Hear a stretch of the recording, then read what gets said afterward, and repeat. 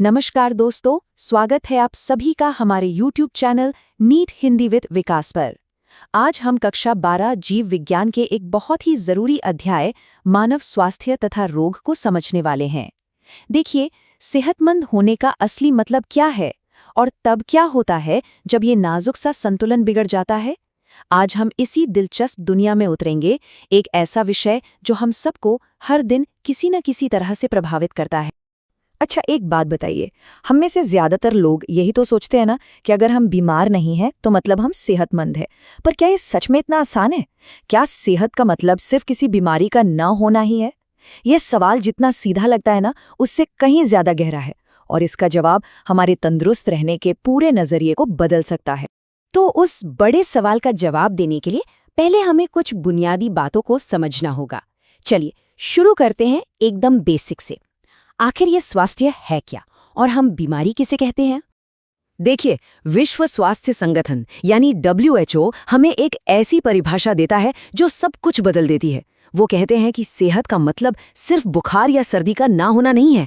इसे एक 3 पैरों वाले स्टूल की तरह सोचिए। एक पैर है शारीरिक तंदुरुस्ती, दूसरा है मानसिक और तीसरा है सामाजिक। अगर एक भी पैर कमजोर हुआ ना तो पूरा संतुलन ही बिगड़ जाता है। मतलब सिर्फ शरीर का ठीक से काम करना काफी नहीं है, मन का शांत होना और हमारे सामाजिक रिश्ते भी उतने ही जरूरी हैं। तो फिर सवाल उठता है कि हम उस 3 पैरों वाले स्टूल को संतुलित कैसे रखें? ये हैं उसके कुछ आधार, और ये सब अलग अलग नहीं है, सब एक दूसरे से जुड़े हुए हैं। सोचिए, अच्छा खाना शरीर को व्यायाम के लिए ऊर्जा देता है और व्यायाम करने से मन को शांति मिलती है। एक अच्छा सामाजिक माहौल हमारे तनाव को कम करता है, जिसका सीधा असर हमारी शारीरिक सेहत पर पड़ता है। ये एक ऐसा सिस्टम है जहां हर चीज एक दूसरे से जुड़ी हुई है।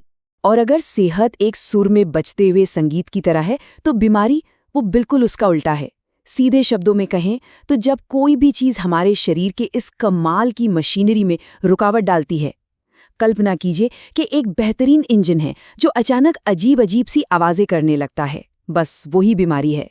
और बुखार या दर्द जैसे जो लक्षण होते हैं ना, वो डैशबोर्ड पर जलने वाली चेतावनी की बत्तियों की तरह हैं जो बताते हैं कि अंदर कुछ गड़बड़ है। लेकिन सारी बीमारियां एक जैसी नहीं होती। इस बहुत बड़ी दुनिया को समझने के लिए वैज्ञानिकों ने इन्हें 2 बड़ी श्रेणियों में बांटा है, और इसका आधार एक बहुत ही मुख्य बात है कि वो फैलती कैसे हैं। यहीं पर सबसे बड़ा फर्क आता है। एक तरफ है संक्रामक बीमारियां जो एक इंसान से दूसरे इंसान तक फैल सकती हैं, जैसे कि आम सर्दी जुकाम, और दूसरी तरफ है असंक्रामक बीमारियां जैसे डायबिटीज या कैंसर। ये हमारी अंदरूनी लड़ाई होती हैं, ये किसी के पास बैठने से नहीं फैलती। चलिए अब जरा संक्रामक रोगों पर ध्यान देते हैं। इसके लिए हमें इस कहानी के विलन से मिलना होगा। वो छोटे छोटे हमलावर जिन्हें हम रोगाणु या पैथोजेंस कहते हैं, जो सारी मुसीबत की जड़ होते हैं।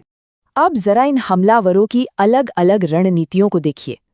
टाइफाइड का बैक्टीरिया गंदे पानी के जरिए सफर करता है। मलेरिया और डेंगू एक तरह की हवाई टैक्सी का इस्तेमाल करते हैं, यानी मच्छर। और टीबी तो और भी शातिर है, वो तो बस सांस की हवा में ही फैल जाता है। मतलब हर बीमारी का हमला करने का अपना एक अलग ही तरीका है। लेकिन इतने सारे खतरों के सामने हमारा शरीर कोई लाचार शिकार नहीं है। इसके पास एक बहुत ही आधुनिक, एक अविश्वसनीय रक्षा प्रणाली है। जीव विज्ञान का एक सच्चा चमत्कार, हमारा इम्यून सिस्टम।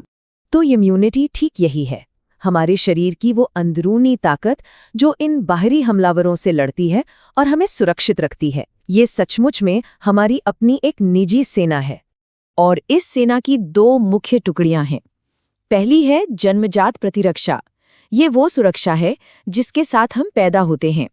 इसे एक किले की दीवारों और खाई की तरह समझिए, जैसे हमारी त्वचा जो कीटाणुओं को सीधे अंदर आने से ही रोक देती है। फिर आती है अर्जित प्रतिरक्षा। ये हमारी स्पेशल फोर्स है जो समय के साथ हर नए दुश्मन का सामना करके सीखती है और खुद को और बेहतर बनाती है। अब ये जो अर्जित प्रतिरक्षा है, इसकी भी 2 रणनीतियां हैं। सक्रिय प्रतिरक्षा तब होती है जब हमारा शरीर किसी संक्रमण या वैक्सीन के बाद अपने हथियार यानी एंटीबॉडीज बनाना सीखता है। ये एक ऐसा ज्ञान है जो लंबे समय तक हमारे साथ रहता है। दूसरी ओर निष्क्रिय प्रतिरक्षा बने बनाए हथियारों को उधार लेने जैसी है, जैसे एक माँ अपने बच्चे को देती है। ये तुरंत सुरक्षा तो देती है, लेकिन ये अस्थायी होती है, क्योंकि शरीर ने खुद हथियार बनाना नहीं सीखा। तो आप जब हम ये बुनियादी बातें समझ गए हैं, तो चलिए देखते हैं कि यह हमारे समय की कुछ सबसे बड़ी स्वास्थ्य चुनौतियों पर कैसे लागू होती हैं, जैसे कि एड्स, कैंसर और नशाखोरी। एड्स एक बहुत ही शातिर वजह से खतरनाक है। इसे पैदा करने वाला वायरस HIV शरीर के किसी और हिस्से पर हमला नहीं करता, वो सीधे हमारे इम्यून सिस्टम के सैनिकों पर ही हमला कर देता है। ये उस दुश्मन की तरह है जो किले पर हमला करने की बजाय किले के पहरेदारों को ही दरवाजे खोलने के लिए मना लेता है, और इसीलिए रोकथाम ही इसका असली बचाव है। कैंसर तब होता है जब हमारे ही शरीर की कुछ कोशिकाएं बागी हो जाती हैं। कल्पना कीजिए कि शरीर की कोशिकाओं में बटने के लिए एक ऑन और ऑफ का स्विच होता है। कैंसर में ये स्विच ऑन पर ही अटक जाता है और कोशिकाएं बिना रुके बढ़ती ही रहती हैं, जिससे ट्यूमर बन जाते हैं। शुक्र है कीमोथेरेपी जैसे इलाज उस सिस्टम को रीसेट करने के एक तरीके की तरह काम करते हैं। और अंत में नशा और शराब की लत एक ऐसी चुनौती है जो हमारी सेहत के तीनों पैरों पर हमला करती है। ये न सिर्फ लिवर और दिमाग जैसे अंगों को शारीरिक नुकसान पहुंचाती है, बल्कि हमारी मानसिक शांति को भी नष्ट कर देती है और सामाजिक रिश्तों को भी तोड़ देती है। ये तंदुरुस्ती के लिए एक चौतरफा खतरा है, खासकर युवाओं के लिए। और ये सब हमें एक आखिरी सवाल पर लाता है, जो शायद सबसे जरूरी है। ये सब देखने के बाद क्या हम सच में ये मान सकते हैं कि सेहत सिर्फ एक व्यक्तिगत जिम्मेदारी है, या फिर हमारे समुदाय की सफाई, हमारी हवा की गुणवत्ता और हमारे समाज का समर्थन भी उतना ही महत्वपूर्ण किरदार निभाते हैं? ये एक ऐसी बात है जिस पर सोचना बनता है। दोस्तों, आज हमने मानव स्वास्थ्य तथा रोग अध्याय को पूरी डिटेल में समझा। अगर ये वीडियो पसंद आया हो तो लाइक, सब्सक्राइब और शेयर जरूर करें। मिलते हैं अगले वीडियो में। धन्यवाद।